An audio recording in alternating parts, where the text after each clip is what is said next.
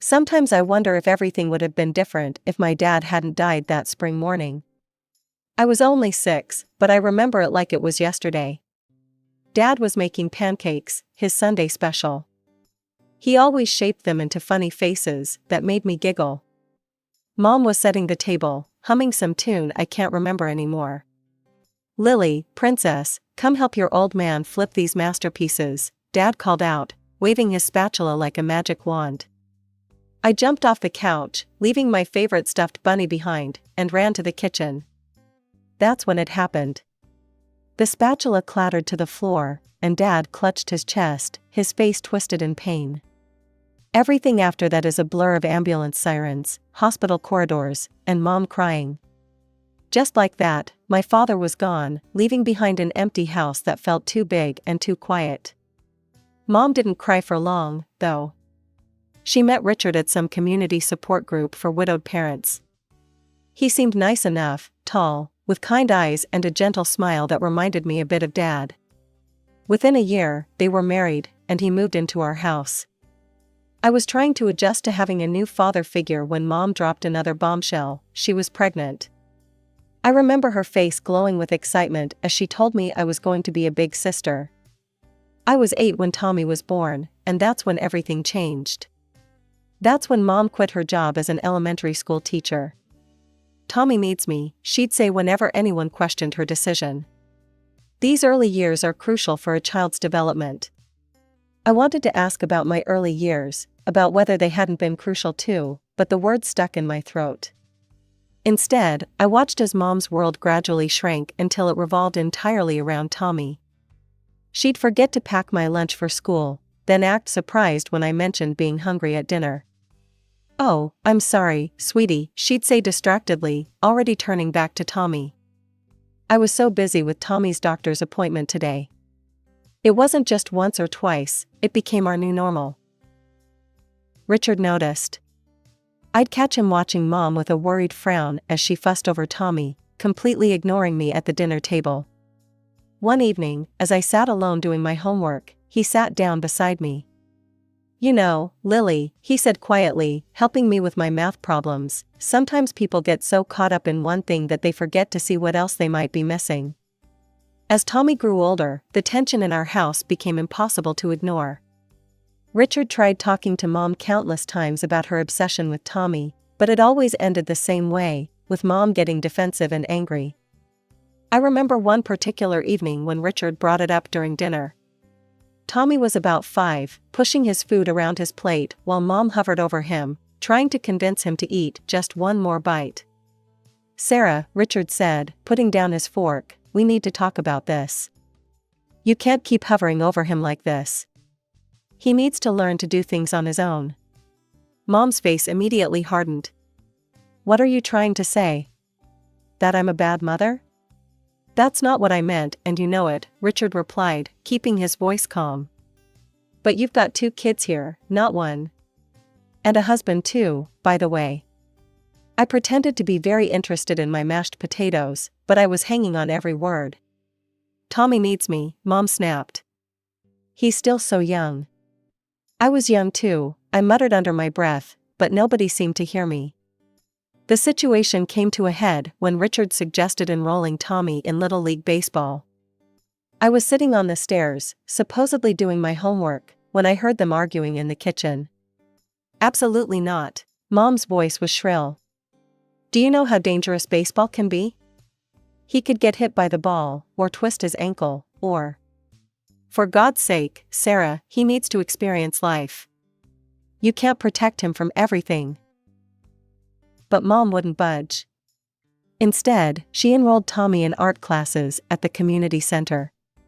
I still remember Tommy's sullen face as he sat there, mindlessly dragging his brush across paper while other kids actually tried to learn. He quit after 3 sessions, and Mom blamed the teacher for not understanding her son's creative spirit. Meanwhile, Richard started spending more time with me. Maybe it was his way of balancing out Mom's behavior, or maybe he just saw a kid who needed someone in her corner. He'd take me to my karate classes 3 times a week, sitting through every session, cheering louder than any other parent when I earned my belts. But while I was flourishing under Richard's attention, Tommy was becoming increasingly difficult. He'd leave his room a complete mess, toys and clothes everywhere, and Mom would turn to me with that look I'd come to dread. "Lily, be a dear and clean up Tommy's room," she'd say, not really asking, but telling. One day, Richard caught wind of this arrangement. "She's not his maid, Sarah," he protested. "He needs to learn to clean up after himself." That's when Mom burst into tears, pulling out her ultimate weapon. "I knew it. You love her more than your own son. How can you treat Tommy this way?" I watched Richard's face fall, saw the fight leave his eyes. He looked at me apologetically, then raised his hands in surrender. "Fine, have it your way," he said quietly, walking away. After that, he stopped arguing with Mom about Tommy. But the look he gave me said everything. He hadn't given up on me, even if he'd given up on fighting with Mom. It was a small comfort, but sometimes small comforts are all we have. High school graduation day was bittersweet. As I stood in my cap and gown, scanning the crowd, I spotted Richard beaming proudly. Mom was there too, but she kept checking her phone, probably texting Tommy's babysitter. Later that evening, Richard called me into his study. "I've been saving up," he said, pulling out a folder full of college brochures. "You can go wherever you want, Lily. Sky's the limit." Before I could respond, Mom burst in. "You can't be serious," she exclaimed. "That money should be saved for Tommy's future. He's going to need it more." Richard's face hardened, an expression I'd grown familiar with during these confrontations. "This is non-negotiable, Sarah. I've already made my decision." I ended up choosing Marshall University in West Virginia, far enough to start fresh, but not so far that I couldn't visit occasionally. The day Richard helped me move into my dorm, Mom couldn't come because Tommy had anxiety about her leaving. College life was exactly what I needed. For the first time, I felt free from the shadow of being the less favored child. I called home weekly, but my conversations were mostly with Richard. Mom was always too busy with Tommy. "Your brother's going through a difficult phase," Richard explained during one of our calls. His voice sounded tired. "He's hanging out with these kids from the wrong side of the tracks. I tried getting him involved in some after-school programs, but your mother—" "Let me guess," I interrupted. "She said you were being too hard on him?" "Exactly. Called me a tyrant for suggesting he might need some structure." Richard sighed. "She says I don't understand how sensitive he is." My visits home became less frequent as Tommy's behavior worsened. When I did come, he barely acknowledged my existence, holed up in his room with his video games. The few times I caught glimpses of him, he looked pale and angry, his eyes glued to various screens. After graduation, I landed a job at Deloitte in their consulting division. I stayed in West Virginia, building my career while watching from afar as my brother descended further into his self-imposed isolation. During one of my rare visits home, I tried knocking on his door. "Tommy, want to grab lunch? My treat." All I got in response was the sound of gunfire from whatever game he was playing. Mom, passing by in the hallway, just shrugged. "He's not feeling social today. He's very stressed, you know." The contrast between our lives couldn't have been starker. While I was pursuing my career goals, Tommy was pursuing virtual achievements, supported by Mom's endless excuses. Richard's disappointed face said it all, but by then, even he had largely given up on trying to intervene. By 27, I had finally saved enough for a down payment on my own place. It wasn't huge, just a one-bedroom apartment in a decent neighborhood, but it was mine. The day I got the keys, I couldn't stop smiling. All those years of saving, of brown bag lunches and saying no to designer clothes, had finally paid off. "You all have to come see it," I said during my weekly call home. "I'm having a housewarming party next Saturday. I'll cook dinner, Richard, I'm even making your favorite lasagna." "Wouldn't miss it for the world, kiddo," Richard replied warmly. Mom's voice cut in on the other line. "Oh, honey, I don't think we can make it. Tommy has plans that day." "Plans?" I couldn't keep the skepticism out of my voice. What kind of plans? Very important ones, Mom said vaguely. I could hear Tommy's video game blasting in the background. The day of the housewarming, only Richard showed up. He brought a potted plant and a bottle of wine. Your mother sends her love, he said, but we both knew that was a lie. Over dinner, Richard filled me in on what was really happening at home. Tommy, now 20, hadn't bothered with college and spent his days either gaming or hanging out with his drinking buddies. Richard had tried to help, offering him a position at his construction company. Just as a starting point, you know, Richard explained, twirling pasta on his fork. Everyone needs to start somewhere. But Sarah, he shook his head. Sarah said it would be beneath him. Can you believe that?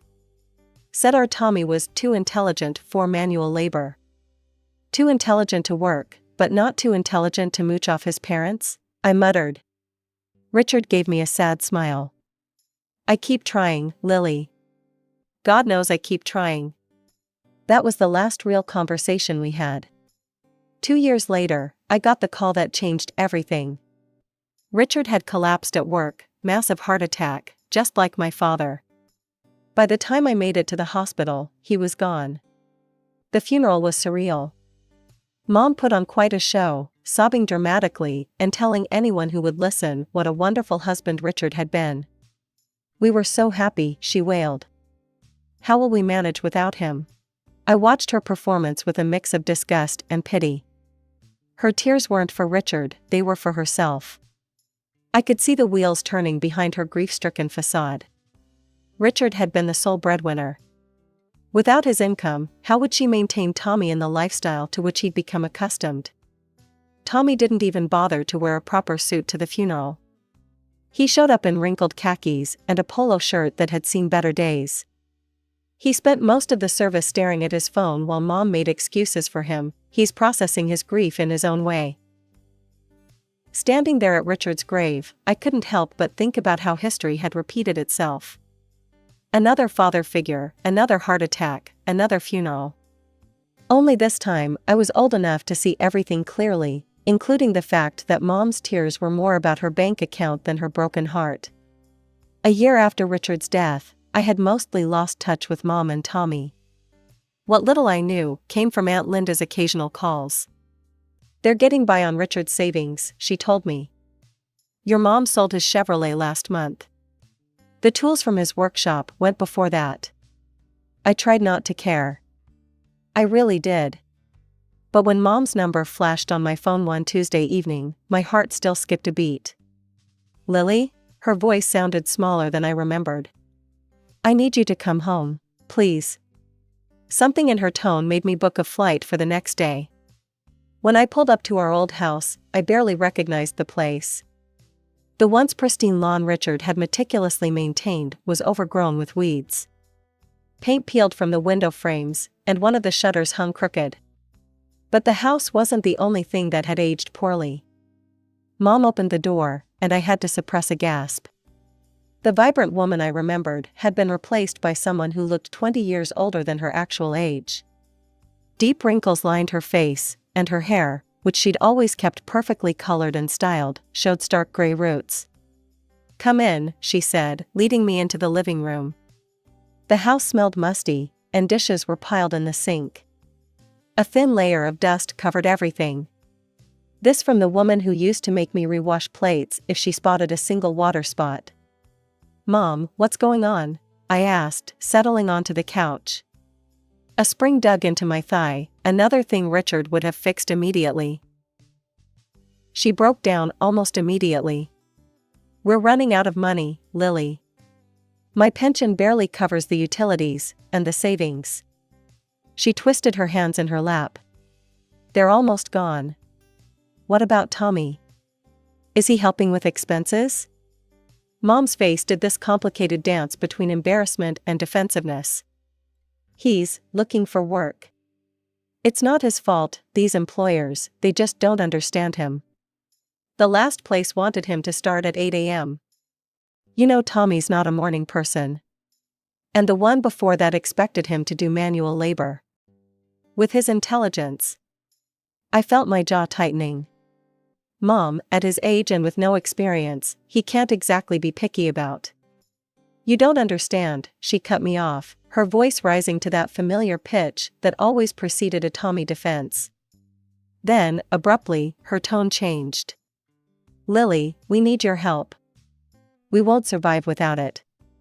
I hate to ask, but you're doing so well in your career. I knew what was coming. Part of me wanted to refuse, to remind her of all the times she'd chosen Tommy over me. But looking at her worn face, the trembling hands, the desperate eyes, I couldn't. How much do you need? When she said $1,500 per month, I nearly choked. That was a significant chunk of my salary. But I found myself nodding anyway.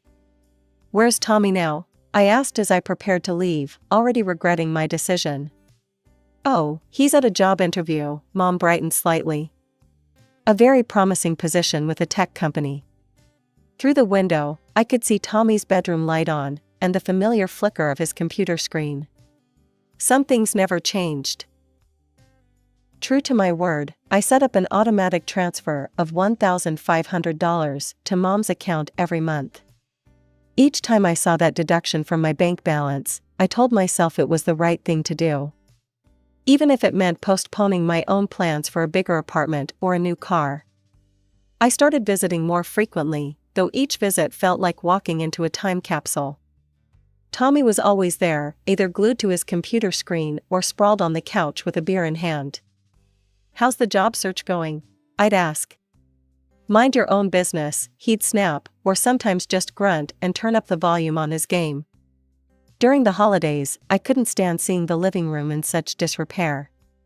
The wallpaper was peeling, and there was a water stain on the ceiling that would have driven Richard crazy. So I spent my Christmas bonus hiring contractors to fix it up. When Mom sprained her ankle in February, I called to check on her. Oh, it's not so bad, she said, though I could hear the pain in her voice. Is Tommy helping you? He's busy with some online interviews. I hired a home health aide the next day. The money I'd been saving for a vacation went to cover her wages for the next 3 weeks. Then came the day I walked into the house and found a stranger sprawled across our sofa. She looked like she'd stepped out of a reality TV show, fake nails that could double as weapons, heavy makeup, and clothes that left little to the imagination. She was scrolling through her phone, surrounded by empty chip bags and soda cans. Who are you? I asked, though I had a sinking feeling I knew the answer. Tommy emerged from his room. This is Candy, he announced. My fiancée. She lives here now. Candy didn't even look up from her phone, just popped her gum loudly. I watched in disbelief as she reached into the grocery bag I'd just brought and helped herself to the premium cookies I'd bought for Mom. Nice to meet you too, I muttered under my breath. Later that evening, I called Mom to get her take on the situation. Oh, Lily. She sounded more animated than I'd heard her in months. Isn't it wonderful? Tommy's finally settling down. Candy's been such a good influence on him. He hasn't gone out drinking with those awful friends in weeks. That's because she's drinking all my imported beer at home, I thought, remembering the empty bottles I'd spotted in the recycling bin. But I held my tongue. And he's talking about getting a job, Mom continued excitedly. Candy's cousin knows someone at a tech startup. Tommy says it could be his big break. I made non-committal noises while thinking about the dozens of big breaks Tommy had mentioned over the years. But Mom was so happy, living in her bubble of perpetual hope, that I didn't have the heart to burst it. My next visit home started like any other. I juggled grocery bags as I pushed open the front door, only to stop dead in my tracks. The house looked like a tornado had torn through it, dirty dishes piled high in the sink, takeout containers scattered across every surface, and clothes strewn about the living room floor. Candy lay sprawled on the couch, perfectly manicured nails tapping away at her phone screen. She didn't even look up as I set down the groceries. You know, I said, my voice sharp, you live here rent-free, eating food that I pay for. The least you could do is wash a dish or two. She looked up slowly, a smirk playing across her heavily glossed lips. Who do you think you are to come in here giving orders? This isn't your house. I grew up here, I shot back. You're just a guest. That's when she laughed, a harsh, triumphant sound that made my skin crawl. Oh honey, you've got it all wrong. This house belongs to Tommy now. Your mom signed everything over to him. There's a will and everything. I found Mom in the kitchen, organizing coupons she never used. Is it true? My voice sounded strange in my own ears. Did you make a will leaving everything to Tommy? She wouldn't meet my eyes at first, fiddling with the papers in front of her. Then something seemed to harden in her expression. Yes, she said flatly. It's true. I don't understand. The words came out barely above a whisper. I'm the one helping you. I'm the one sending money every month. Tommy doesn't work, doesn't contribute anything. Don't you dare talk about your brother that way. Mom's voice rose sharply. You don't understand him, you never have. Understand what? That he's a parasite? That he's perfectly content to live off my money while his girlfriend trashes our home? Oh, stop being so dramatic. Mom's face twisted into something I didn't recognize. You want to know the truth? I never loved you the way I love Tommy. He's better than you in every way that matters. And I don't want to see you here anymore. The words hit like physical blows. All these years, I'd told myself that Mom did love me, she just showed it differently. That somewhere beneath her obsession with Tommy, she cared about me too. Now I knew better. I turned and walked out, Candy's triumphant laughter following me down the hall. 21 years of hoping, of making excuses, of trying to earn my mother's love, all of it ended with the quiet click of a door closing behind me. The drive home from Mom's house was a blur. I don't remember the 4-hour trip, don't remember climbing the stairs to my apartment, don't even remember sitting down on my couch. But I do remember the moment of clarity that came as I stared at my phone's banking app. The automatic transfer to Mom's account, $1,500, every month for the past year. My finger hovered over the screen for a moment before I decisively clicked Cancel Recurring Payment. For the next few weeks, I threw myself into work, trying to ignore the hole in my budget that suddenly felt like an opportunity rather than a burden. I started researching investment options for the money I'd been sending home. Maybe I could finally start saving for a house of my own, a real house, not just an apartment. Then, exactly 1 month after my last visit home, Mom called. The money didn't come through, she said without preamble. No hello, no how are you? There must be some mistake with the bank. There's no mistake, I replied, surprised by how steady my voice was. I canceled the transfers. There was a moment of stunned silence before she exploded. You what? How dare you? After everything I've done for you. I actually laughed at that. Everything you've done for me? Like what, Mom? Forgetting my existence?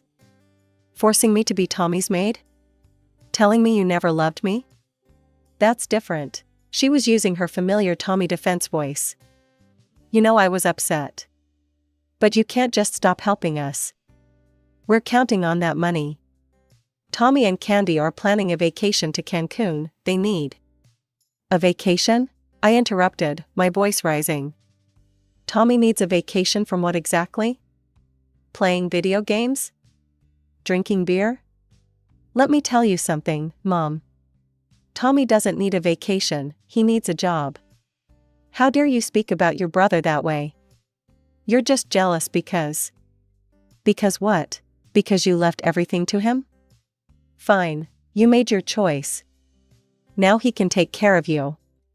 You ungrateful, mercenary little... The rest of her tirade dissolved into a stream of accusations and demands. I let her rant for a moment before speaking again. Goodbye, Mom.